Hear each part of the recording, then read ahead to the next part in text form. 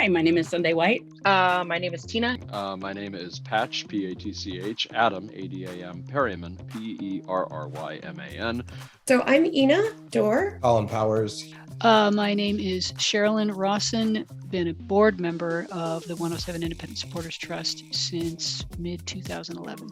I'm the committee lead for Timbers Army TIFO. I am also on the Timbers Army Steering Committee. I am a capo for the Rose City Riveters, so one of the people that stands out in front to help lead the chants. I am a former capo for both the Rose City Riveters and for the Timbers Army. I capo for both teams. Passion, the people, the game.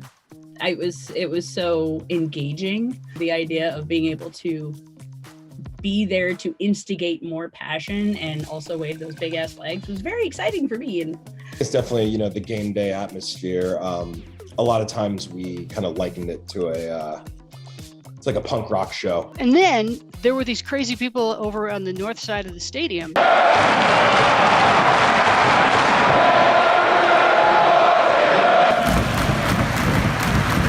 Right? Like win, lose, didn't matter what was going on here. They were chanting and singing and banging on buckets and drums, and that was fascinating. That's right. I came for the soccer and I stayed for the Army. the communities, well, generally they've grown.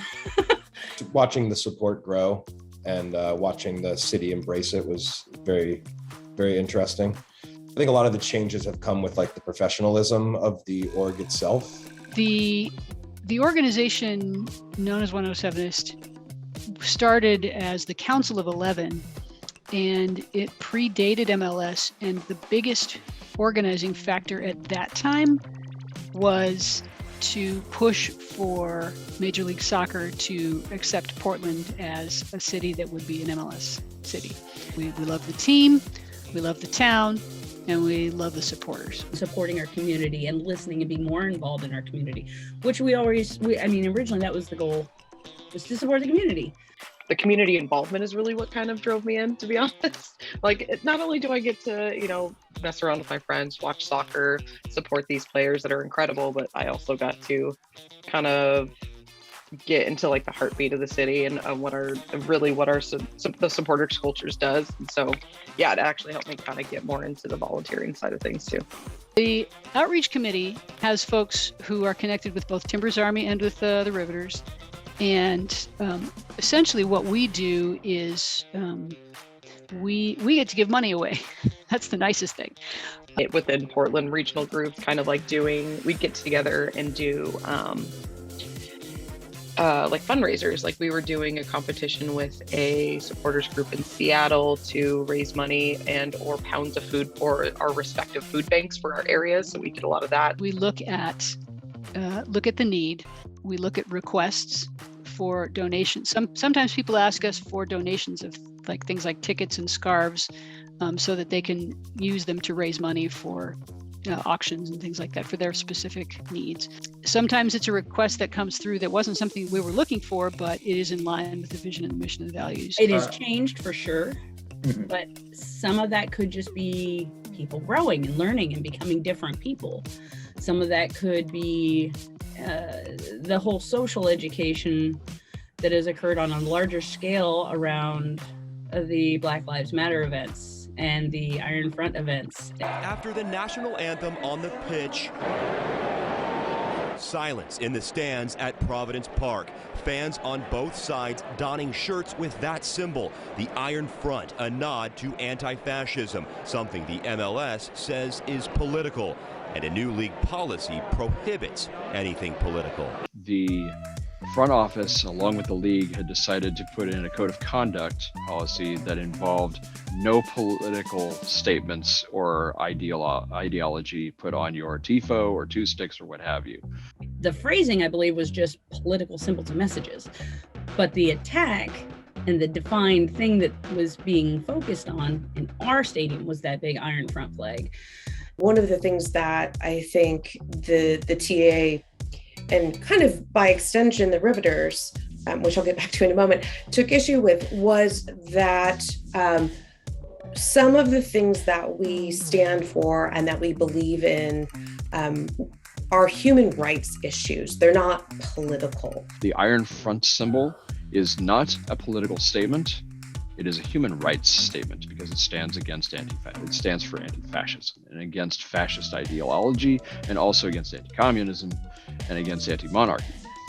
A silent protest made it very clear, this is what your soccer will look like and sound like if we are silenced. If you really push us on this element, we will absolutely stop the whole thing.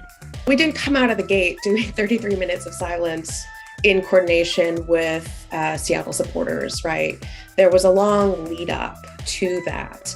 The fact that Emerald City supporters, ECS, and Timbers Army would do anything in concert, even with the Southsiders, should be a definite indicator that some things go beyond what soccer is. New at 11, some Thorns and Timbers fans are planning a boycott.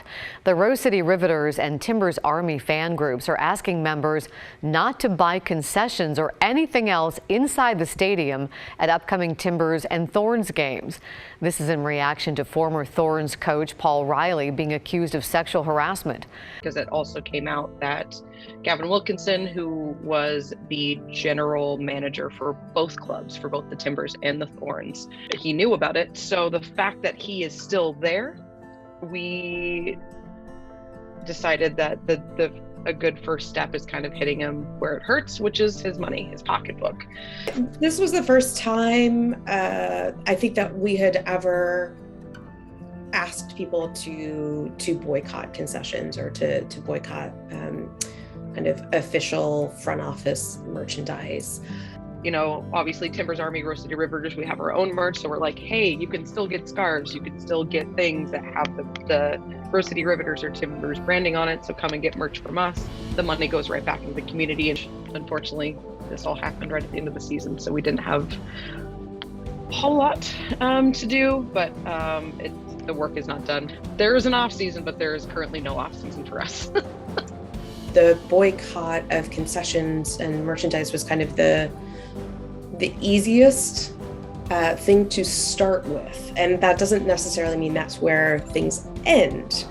The damage and heartache and hurt that's happening with the Paul Riley incident and the incidents across all of the teams with systemic abuse and the power abuse, the power imbalance and the lack of protection for the players is huge.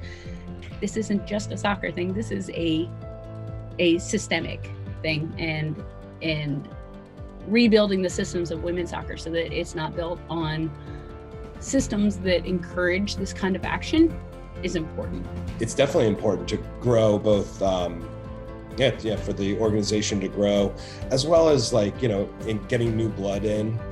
Bringing in new people, hopefully, maybe people who are younger or who weren't necessarily fans or played soccer growing up, but maybe those people have some really great ideas about how to grow the org. We want our supporter group, anyone that steps into the North End, we want them to feel welcome and like they are safe within the Riveters and safe within the North End. So we want to always make sure that stays that safe space and that we deal with the issues that come from anyone that tries to break that. In Timbers Army history and lore, when a really cool goal has happened while they're singing "You Are My Sunshine." At this game, which was going to be the last regular season home game, people had already decided that they were going to bring sunflowers and hold them up while Timber Jim, who had retired, but hadn't retired very long before, I mean, he was very recently retired, he was going to come up and he was going to lead "You Are My Sunshine," right?